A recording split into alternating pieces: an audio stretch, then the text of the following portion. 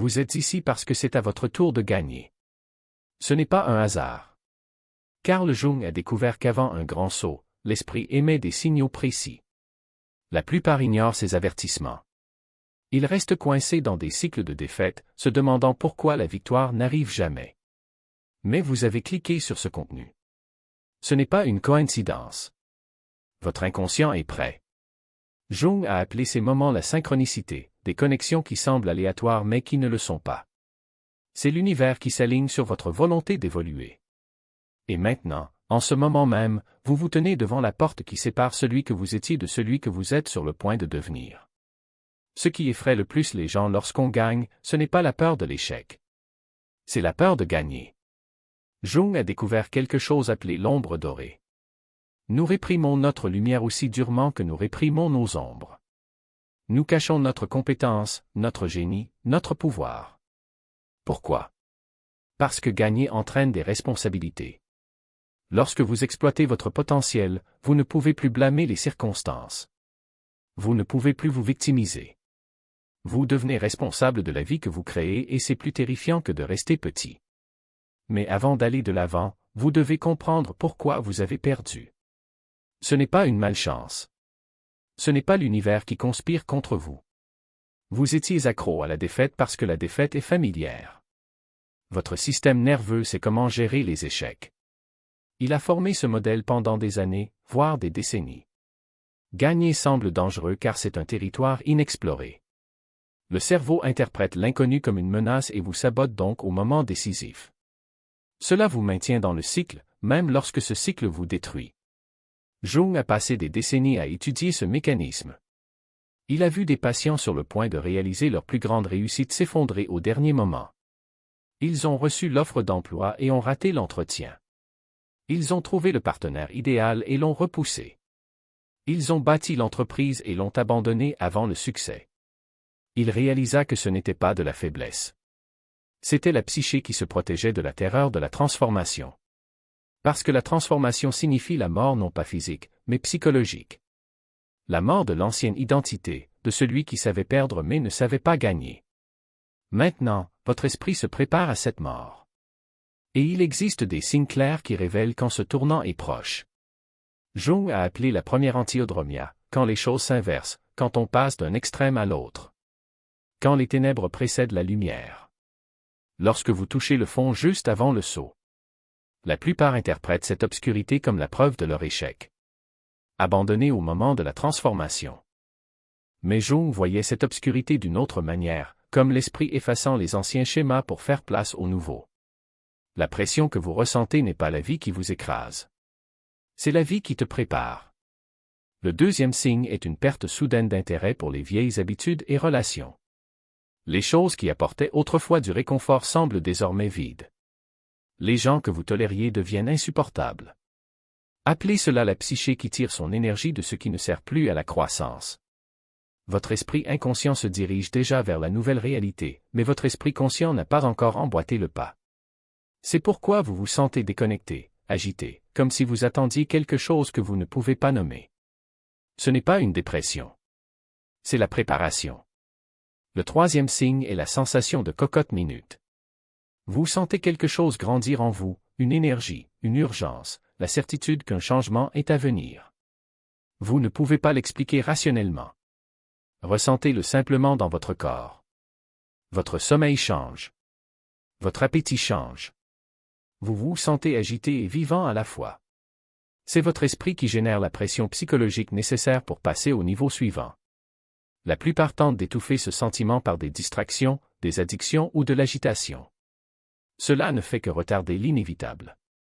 La pression continuera de monter jusqu'à ce que vous autorisiez la transformation. Et c'est là que les choses deviennent dangereuses. Lorsque la victoire est proche, l'auto-sabotage frappe plus durement. Jung a documenté ce schéma dans des centaines de cas. Juste avant des avancées majeures, les patients détruisaient inconsciemment leur progrès. Des bagarres ont commencé avec les thérapeutes. Ils ont raté des séances cruciales. Ils ont créé des crises qui ont détourné leur chemin. Jung a compris qu'il ne s'agissait pas d'une résistance à la thérapie. C'était une résistance à l'individuation, à la plénitude d'être qui vous êtes. Parce qu'être rassasié signifie avoir du pouvoir et le pouvoir signifie ne plus pouvoir se cacher derrière des excuses. Pensez à la dernière fois où vous avez failli gagner quelque chose d'important. Ce qui s'est passé? Avez-vous tergiversé au moment décisif? Avez-vous provoqué une bagarre avec quelqu'un qui pourrait vous aider? Soudainement malade ou épuisé. Ce ne sont pas des événements aléatoires. C'est votre esprit qui essaie de vous protéger de la terreur du succès. Parce que gagner, c'est devoir maintenir ce nouveau niveau. Devoir être à la hauteur de son potentiel. Devoir assumer la responsabilité de son pouvoir et c'est plus effrayant que de rester immobile. Mais voici la vérité que personne ne vous dit, gagner n'est pas une question de chance.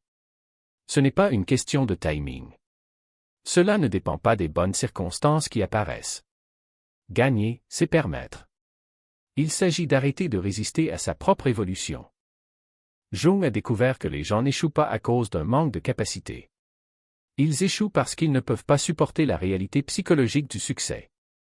Ils ne supportent pas d'être vus. Ils ne supportent pas d'avoir le pouvoir. Ils ne peuvent pas assumer la responsabilité qui accompagne la victoire. Alors ils se sabotent. Ils recréent le schéma familier de la défaite. Ils confirment son identité de combattant, de victime, de quelqu'un qui a failli y arriver mais n'y arrive jamais. Cette identité semble sécurisée. Cela semble familier. On se sent comme à la maison. Même lorsque cette maison est en feu, même s'il restait détruit tout ce que vous dites vouloir. Vous n'êtes pas brisé. C'est en cours d'alchimie. La voie de l'alchimiste propose des exercices pratiques, des limites basées sur les études de Jung et 3 vidéos exclusives pour transformer l'accablement en clarté. Un e-book de 236 pages, disponible en téléchargement immédiat, vous attend. Commencez dès maintenant sur deserialmain.com. En ce moment même, vous êtes appelé à incendier cette maison de vos propres mains. Quittez l'identité d'un perdant et assumez celle d'un gagnant. Et c'est terrifiant. Parce que l'identité d'un gagnant n'a pas de scénario. Vous ne savez pas encore comment être cette personne. Il n'a pas entraîné ce modèle. Votre système nerveux ne reconnaît pas cette fréquence. C'est pourquoi cela semble dangereux, mal, comme si vous faisiez semblant d'être quelqu'un que vous n'êtes pas. Mais Jung a compris quelque chose qui change tout, on ne devient pas quelqu'un de nouveau. Vous devenez celui que vous avez toujours été, malgré tous les conditionnements, traumatismes et peurs. Le gagnant est votre vrai moi. Le perdant était le masque que vous utilisiez pour survivre dans un monde qui créait un nouvel échec de retour en territoire connu. C'est comme si le cerveau, entraîné par des années de défaite, paniquait face à la victoire et activait un mécanisme automatique d'autodestruction. Avez-vous déjà ressenti cela? Cette voix qui murmure, c'est trop beau pour être vrai, ou quelqu'un va découvrir que tu ne le mérites pas. C'est votre système de sécurité psychologique qui essaie de vous protéger, non pas du danger réel, mais du sentiment de vulnérabilité qui survient lorsque vous vous permettez enfin de briller. Le problème est que ce mécanisme a été programmé pour une ancienne version de vous. Celui qui devait se cacher pour survivre. Mais désormais, le danger n'est plus extérieur. Le vrai risque est de continuer à vivre une vie plus petite que celle dont vous êtes capable. Chaque fois que vous reculez devant le succès, vous dites à votre inconscient, « Je ne mérite pas ça. Je ne suis pas assez. » Et l'inconscient, en fidèle serviteur, obéit. Il trouve des moyens de confirmer cette conviction, un projet qui ne fonctionne pas, une opportunité qui s'échappe, une décision que l'on reporte jusqu'à ce qu'il soit trop tard. La solution n'est pas de combattre cette pulsion. C'est le reconnaître, le nommer, puis choisir consciemment de ne pas lui obéir. Lorsque le doute surgit, demandez-vous, est-ce une vraie peur, ou est-ce juste un écho d'une ancienne version de moi qui ne sait pas encore qu'elle peut gagner? Lorsque l'auto-sabotage apparaît, observez-le comme un scientifique observe un phénomène, sans jugement, juste avec curiosité. Ah, le revoilà. La partie de moi qui pense que perdre est plus sûr que gagner. Et puis, faites le choix inverse. Non pas parce que vous êtes sûr que cela fonctionnera, mais parce que vous savez que si vous n'essayez pas, vous avez déjà perdu. La vérité est que le succès n'est pas un endroit où l'on arrive. C'est un état d'être que vous choisissez d'habiter. Il ne s'agit pas d'avoir toutes les réponses, mais d'agir comme si vous les aviez déjà. Il ne s'agit pas de ne plus jamais avoir peur, mais d'avancer même lorsque cela vous crie à l'oreille.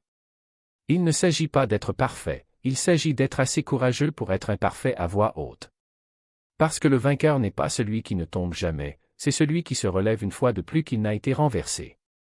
Et ce décompte ne commence pas lorsque vous êtes déjà au sommet. Cela commence maintenant, au milieu de l'incertitude, dans le noir, quand personne ne vous regarde et que vous choisissez quand même de passer à l'étape suivante. Le monde tentera de vous convaincre que gagner est une chance, un privilège ou un destin. Mais Jung savait que c'était un choix. Un choix que vous faites chaque jour, dans de petites actions invisibles, dans la façon dont vous vous parlez, dans les risques que vous décidez de prendre, dans les excuses que vous refusez de trouver. Vous n'avez pas besoin d'autorisation. Vous n'avez pas besoin de garantie. Vous n'avez besoin que d'une seule décision, la décision d'arrêter de vous tromper. Car au fond, la seule chose qui différencie le gagnant du perdant, c'est que l'un d'eux a cessé de croire à ses propres excuses. Et l'autre? L'autre a décidé qu'il était prêt à vivre la vérité. Détruisez ce qu'ils ont construit. Ils choisissent des combats là où il n'y a aucune raison, ils prennent des décisions qui les ramènent au fond, ils fabriquent des crises qui les ramènent au même schéma de défaite. Vous l'avez ressenti, c'est le réflexe de régression, l'esprit essayant désespérément de retourner en territoire familier lorsque la nouvelle semble trop menaçante. Pour surmonter ce réflexe, vous devez entraîner votre système nerveux à reconnaître le succès comme étant sûr. Et cela ne se produit que grâce à la répétition et à un choix conscient.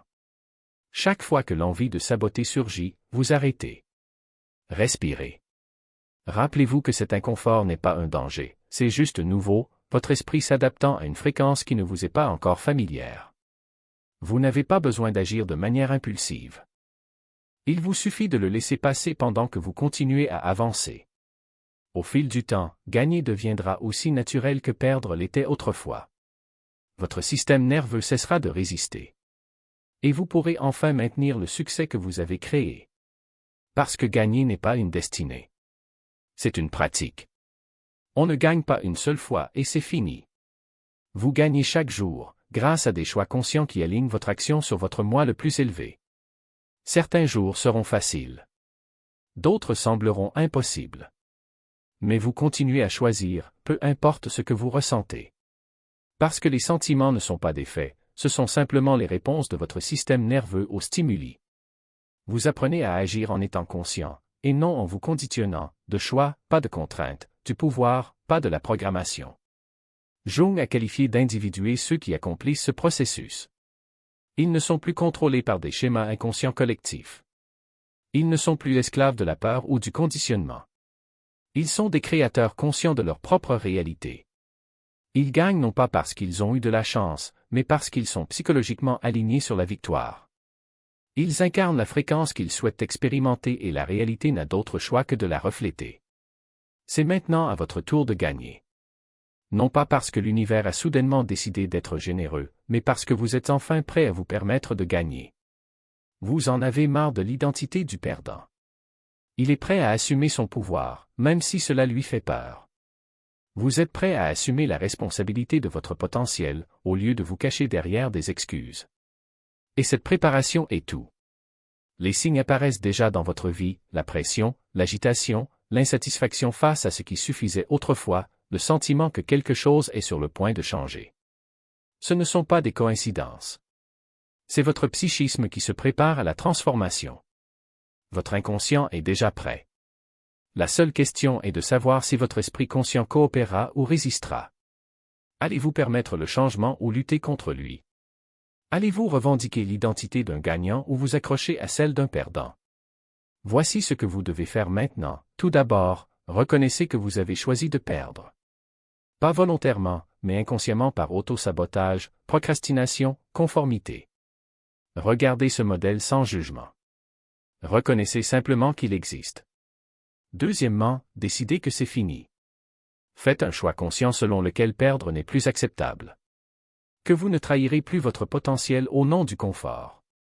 Troisièmement, identifiez une action que vous pouvez entreprendre aujourd'hui, pas demain, pas quand vous vous sentirez prêt, mais maintenant, et qui correspond à votre identité de gagnant. Parce que l'énergie de cette réalisation est déjà vivante en vous. Quatrièmement, attendez-vous à une résistance. De vous-même, des autres, de la vie. Quand cela arrive, ne le considérez pas comme une preuve que vous échouez. Considérez cela comme une preuve que vous vous transformez. Plus la résistance est grande, plus l'avancée de l'autre côté est grande. Cinquièmement, trouvez des personnes qui sont témoins de votre transformation sans essayer de l'arrêter. Vous ne pouvez pas faire ça seul. Vous avez besoin d'alliés qui comprennent le processus d'individuation, qui ont déjà parcouru ce chemin, qui savent créer un espace pour votre évolution sans chercher à la contrôler. Sixièmement, engagez-vous dans la pratique quotidienne consistant à choisir parmi votre moi le plus élevé et non votre moi conditionné. Chaque matin, demandez-vous, que ferait la version gagnante de moi aujourd'hui? Et faites-le. Même quand c'est inconfortable. Même si cela ressemble à un acte. Surtout quand cela ressemble à un faux semblant, car c'est ainsi que vous construisez un pont entre qui vous étiez et qui vous devenez. Vous agissez comme si jusqu'à ce que vous deveniez. C'est enfin le moment de gagner car vous êtes enfin prêt à vous permettre de gagner. L'univers attendait cette préparation. Votre inconscient s'est préparé à ce moment. Tout ce qui vous a amené ici, chaque clic, chaque seconde qui vous a permis de regarder était la synchronicité. L'univers s'organise autour de son évolution. Vous vous trouvez au portail entre votre ancienne vie et votre nouvelle. Entre l'identité du perdant et du gagnant. Entre vivre inconsciemment et créer consciemment. Le choix vous appartient. Vous pouvez fermer ce contenu et revenir à la valeur par défaut connue. Vous pouvez faire comme si vous n'aviez pas entendu ce que vous avez entendu. Vous pouvez vous convaincre que cela ne s'applique pas à vous. Ou vous pouvez passer par le portail. Réclamez votre pouvoir. Devenez celui que vous avez toujours été. Jung a consacré sa vie à montrer cette voie aux gens, non pas parce qu'il voulait les rendre heureux, mais parce qu'il comprenait que la conscience humaine évolue et que l'évolution se produit une personne à la fois. Chaque individu qui termine son processus d'individuation facilite le chemin des autres. Votre transformation n'est pas seulement personnelle. C'est collectif. Lorsque vous arrêtez de perdre et commencez à gagner, vous modifiez la fréquence de ce qui est possible pour tout le monde autour de vous. Vous devenez la preuve vivante que la transformation est réelle. Alors c'est enfin à votre tour de gagner. Non pas parce que vous le méritez plus que les autres, mais parce que vous êtes enfin prêt à le réclamer. Parce que vous êtes enfin prêt à arrêter de cacher votre lumière pour mettre les autres à l'aise. Parce que tu en as finalement marre de trahir ton potentiel au nom de l'appartenance. Parce que vous choisissez enfin votre évolution plutôt que vos excuses. Et ce choix change tout. Si vous êtes prêt à vous lancer définitivement dans cette chronologie gagnante, suivez cette voie, car nous allons explorer plus en profondeur les découvertes de Jung sur la transformation psychologique. Enquêtons sur les ombres, les archétypes, les schémas inconscients qui contrôlent la plupart des gens. Apprenons à nous libérer, à nous individualiser, à devenir pleinement nous-mêmes dans un monde qui exige le conformisme. Bienvenue dans votre nouvelle chronologie. C'est là que tout change. C'est là que vous arrêtez de perdre et commencez à devenir celui que vous auriez toujours dû être. C'est le moment où la théorie devient pratique, où les pages des livres prennent vie en vous. La connaissance qui transforme ne se situe pas seulement entre les lignes des classiques, mais dans une action délibérée, dans une plongée consciente vers son propre centre. C'est une invitation non seulement à comprendre, mais aussi à expérimenter l'alchimie de l'esprit, où chaque pensée devient un catalyseur, chaque émotion une carte et chaque choix une étape vers la transmutation. La voie de l'alchimiste n'est pas pour ceux qui se contentent de miettes de connaissance de soi. C'est pour ceux qui ressentent l'appel de la forge intérieure, qui savent que la véritable évolution requiert le courage d'affronter le feu, la patience d'attendre la cristallisation et la sagesse de reconnaître l'or lorsqu'il apparaît. Et maintenant, ce voyage est à votre portée, non pas comme un rêve lointain, mais comme une formation réelle et structurée pour ceux qui sont prêts à passer à l'action. Ici, vous apprendrez à ressentir profondément sans vous noyer dans les vagues de l'inconscient. Pensez clairement sans devenir froid. Naviguez entre chaos et ordre, entre intuition et logique, jusqu'à trouver l'équilibre que seuls les véritables éveillés connaissent. Il ne s'agit pas de théories abstraites, mais de techniques éprouvées, de l'art de transformer le plomb en lumière en soi. Le portail est ouvert. À vous de choisir, rester spectateur de votre propre vie ou prendre le contrôle, forger votre lame et entrer dans l'arène. La formation commence maintenant. Et la première étape vous appartient.